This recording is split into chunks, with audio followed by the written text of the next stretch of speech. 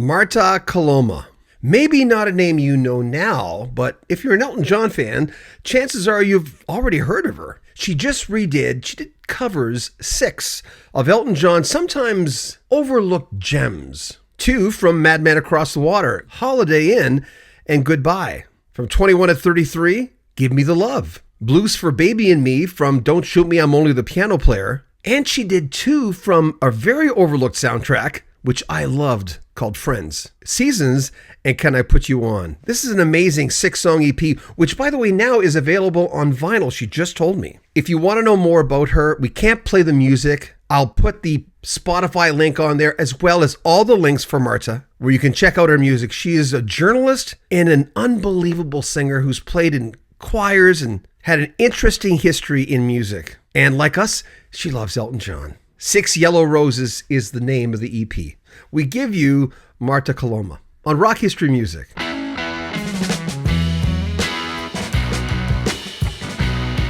When did you know you could sing? How old were you? Well, this is like a funny story because it all started because of Elton. So I've been loving music my whole life. I've been singing my whole life, but I didn't even do it in public, you know.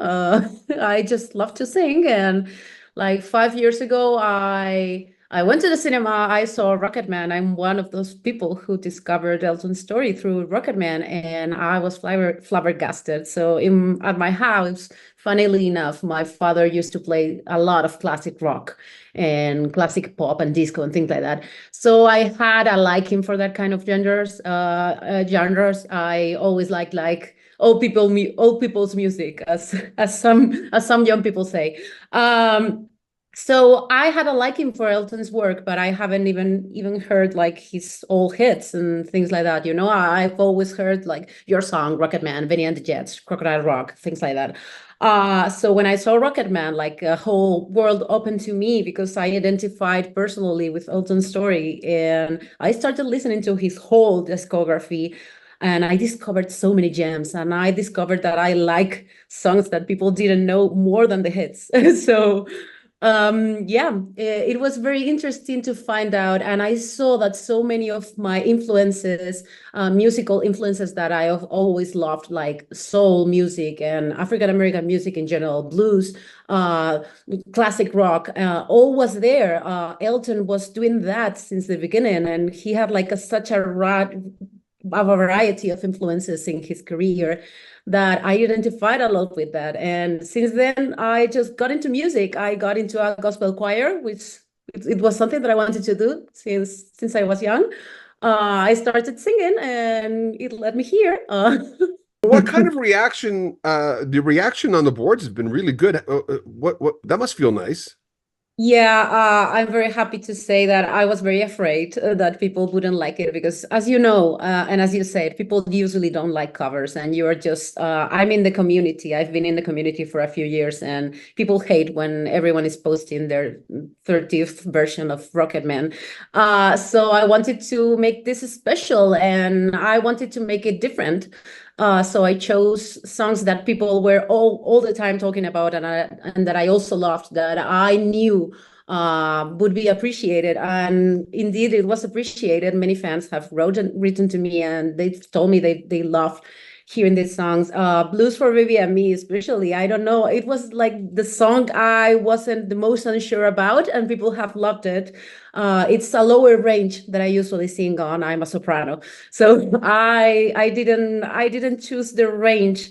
Um, like the range I should have sung it was like 2 keys above, but funnily enough, people loved the way I sang it lower. So that and Give Me Love, which is a song I've always loved, and people didn't even recognize 21 or 33 and that song as something important in Elton's discography. So that one, I've gotten messages saying that they love my version more, which was like mind blowing. So yeah, it's been very positive. I know it's a very niche project, but I'm very happy that Elton fans and classic rock fans are appreciating it. Blues for Baby and Me is one of those songs that sounds like a hit. Hmm, totally. The problem with Elton's production during the 70s is that he was so productive in a way that he was so prolific that all these great songs that would have been hits by themselves, they just got buried among other songs. And when you start listening to these albums, you realize that there are so many potential hits there that people don't even know about because he was just releasing 2 albums a year. So it was impossible for them to just catch up. And Blues for Baby and Me is just a wonderful, romantic, nostalgic song. I just love it. I just love how it speaks about young love and the pain of growing up in a sense. And I wasn't sure about covering, so I'm very about covering that. So I'm very happy that people loved it. Why did you start with Goodbye? Well, this wasn't my idea. This was Bennett's idea, which is the producer of the album. He's a very long-term fan of Elton. He probably started buying his albums in the 72 or 73. So he knew that we had to make a statement, and he liked having Goodbye as an opener because Goodbye is a song I love, and I wanted to put it in the end. But he said, "Hey, let's do it the other way around because this is kind of a goodbye to your old self, and you're just starting a new thing. This is the first thing you release, and this is the hello for all your listeners. And at the same time, we are gonna change the perspective because it's a very sad song. But I think it's one of the most beautiful songs and one of the most poignant lyrics that Bernie has written. I love the I'll be your silver spoon. That is one of my favorite lines. So it was a great idea from my producer. So I thank him for that. It's interesting, Madman, because I've talked to Caleb Quaig quite a few Yeah, times, and it's he was amazing. Friends is such an amazing. It's so melancholic. It's just, but it's so powerful, and it gets overlooked sometimes. That pink cover doesn't help. But you have 2 songs from Friends on this. Yeah, well, Seasons is just magical for me. It's a beautiful song, so I thought it was a very beautiful closer. And regarding Can I Put You On, I didn't even consider it as a Friends song. I know it's technically a song from the Friends album, but for me, it's the symbol of the live album of the 171170. That's one of the best live albums Elton has ever done. So I know in his first tours when he wasn't even so well known, he was performing Can I Put You On like a madman. You can see so many videos of the band performing that song. And it's just a representation of the energy of the early Elton John band for me. This is actually Wow. the first album I ever bought. I kept it. Wow. Like So this is it. lucky. And I thought, want to hear something funny? Remember, I don't know if you know Admiral Halsey by Paul McCartney and Wings, because in the Yeah, I song think he I've heard sings of that. Yes. something against the water. I thought I was buying that. I thought it was Madman Across the Water. When you're Oh, young, right? wow. When you're young, you don't know. So I go on there and I'm listening to this morose, sad song, Madman. And I didn't want to like it because I'm going, this is not the same song. Because again, when you're young, and I ended up being enthralled by Madman. I'm going, this song, something's going on in this song. I got goosebumps even Yeah. talking about it. Yeah, and Madman actually has so many great songs too. I didn't have the space for recording more, but one of my favorite Elton songs is Rotten Peaches with like people don't know Rotten Peaches is one of my favorite songs. I don't know why. Like all the country influences, the folk, I love that. And Live On is just a hit. I know it's among the hits. It has also been buried, which is a shame because the last time I saw Elton in concert, I cried during Live On. I didn't cry with anything other than Live On, which is an amazing song. It has like all the build up, all the dynamics in that song are just amazing. And you pair it with the lyrical powers, and it's just powerful. The thing about Madman, all the nasties on Madman is the song. Oh, yeah. You know how everyone has a song they've played in their head more than any other song, and sometimes you're not aware of it. Sometimes it's just unconscious. One day, I think I was going through my divorce in the '80s, and I realized it's a song about betrayal, and I remember thinking, wait a minute, holy God, I've been singing this song in my head my whole life. Must say something. But all the nasties and Sunset made me cry the first time I heard it. It's an amazing song as well. And if you listen it live with Ray Cooper on the drums and all the yeah, it's just powerful. Give Me the Love. That was the change. I mean, it started changing before that. Single Man. People don't count Victim of Love so much because it was disco, Yeah. but when Single Man came out, people knew something's changed. Hmm. Different producer.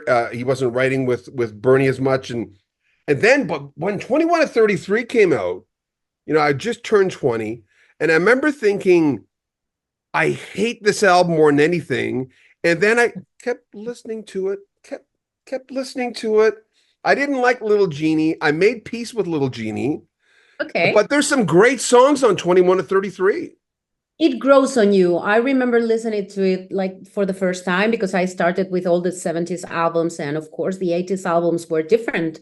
But when I started like listening it again and again, I knew that it was growing on me, and especially Give Me the Love was something that I connected with because it remembered me of all the great soul songs I've always loved, and it has like that. I always loved that Elton didn't have like he wasn't afraid of tapping into other genres and trying different things. So I really like that he injected another flavor to that song. And another song that I love from that album is White Lady, White Powder. White Powder. I know it's a very simple song and it talks about addiction basically. Bernie came back and he was um, just throwing darts at his friend basically. But I think it's an amazing song as well, and I'm actually a great promoter of Elton's 80s work. I think he has so many gems there as well, even though some of the albums might be more superficial. I think, for example, 21 of 33, Sleeping with the Past is great. The Fox, I know many people don't love it, but I I love love that how album. nostalgic. Yeah, it wasn't really a hit as much as I remember, and he changed production companies. It was a mess in the advertising sense, but I just love the songs, and I love how Elton just try new things all the time. And when I have a certain mood, I know that I can have a different album for that mood, and The Fox is one that I reach out frequently to. Holiday Inn. What a Yes. pretty, I used to call that a pretty little ditty. It's just a cute little song with Davy on there with the mandolin. Yeah, it speaks about an era I don't really know. I was born in the 19s, so I just love it's that song encapsulates the 70s for me and the musicianship that was going on in the 70s and the way people toured back then, which is not the way people tour right now. So I love the whole ambience, and it reminds me of all the stories that Elton has told about his early years touring, which I've always loved. A guy who did pop blues, and he has enough songs to do like two country albums. Right. And one of my favorite albums is actually Tumbleweed Connection. So I think I'm not even a big country fan. I think that the country that Elton has meshed with his own influences has been like it's like an entrance to country for many people. It's been for me. I didn't even like country before I heard Tumbleweed Connection. And then I started listening to more country and modern country artists right now, like Orville Peck or Alison Pontier, things, people like that, which are like redefining the genre. So I loved discovering that through Elton too, because he dared to do things differently, and Tumbleweed Connection is just no exception. I just love that it has his mark. How does Elton John contact you when he calls you? How is he going to find you? I started this project as something that I wanted to do for me, to develop my own voice, to honor my influences, which Elton has been instrumental. So I wanted to honor him. And yeah, it all goes up from here. I would like to write my own songs. I would like to just expand my artistry. And of course, who doesn't want to be recognized? But it's not my main goal because you can depend on that. And but yeah, I've gotten so many nice messages anyway. Caleb Quay wrote to me and he liked the album and he was very nice. He gave me some tips for my career and he was super nice. He's a great man. You have songs ready for your career? I have some ideas, but they are still very much in the embryonal stage, you know. I don't even know if I want to sing in Spanish or English. I've always sung in English, but as you notice, for my accent, I'm a Spanish person. So some things come from the heart, you know. So I think that I would write in Spanish at some point as well, because, you know, that's my native language and emotions come through that. But yeah, I'm not really sure what I'm gonna do. In the near future, what I want to do is just to get the EP heard from curators and other people who like to listen to it and love the genre. And I have an idea for a live show, but I don't have the support yet. I have like half of the band that would be with me, but I still need a person for keyboards and a person for guitar. So anyone who's out there and wants to do this with me, I'm here, because, you know, finding a good keyboardist is very hard. I went to music school when I was little, and I did 6 years of piano, but I'm not good right now to do that in Elton style, you know. So I would need someone who loves the work and who loves Elton style to just accompany me. And yeah, as I'm a journalist, so I think it would be fitting to do kind of a story time, like a concert where you talk about what people don't know about Elton and his career and his band. And, you know, just discovering people like the big world that helped me so much in my personal life. Other artists you really like? Okay, so this is gonna sound so weird, but aside from this initial references, classic reference, I also listened a lot to Queen and ABBA and things like that, and other Spanish artists from the 80s. When I grew up, I was a big fan of punk rock, and I listened to Green Day a lot. And then I grew into Rufus Wainwright and Florence Welch. So a lot of Oh, different artists. I always tell people, stop saying new music sucks. Stop doing that. You know what? You don't have if you're born today and you have Spotify or any streaming service, you don't have enough years to listen to all the stuff that you're going to miss. Yeah, that's it. And I also hear these comments a lot among the people I work with. I have like a disco band and I sing gospel. So we sing a lot of songs from the 70s, 80s, 90s. And some people are like, there's not like music is not good anymore. No one is making good tracks. And it's like, you're not listening, you're not looking, because there's so much great music around you. And I love every genre actually, because for example, my youth was the indie Arctic Monkeys and every other indie band that came out, and that was my university and college years. So I've been having so many influences, and right now I think it's an amazing moment for artists of every genre, for songwriters especially, for independent artists, and you have so much to take from. So I would say to these people that they have to look for the music they like, because they will probably find an artist they enjoy. They are just being stubborn on their old music. Even though I love old music, I also love new music. So you just have to Yeah. be open to that. This has been, I'm so impressed the fact that you really dug so deep in Elton. Like, I mean, you know as much about Elton as a lot of the guys that I talk to, because you really, you have a passion. So it's Yeah, important, so you that's remember what it. yeah, Yeah.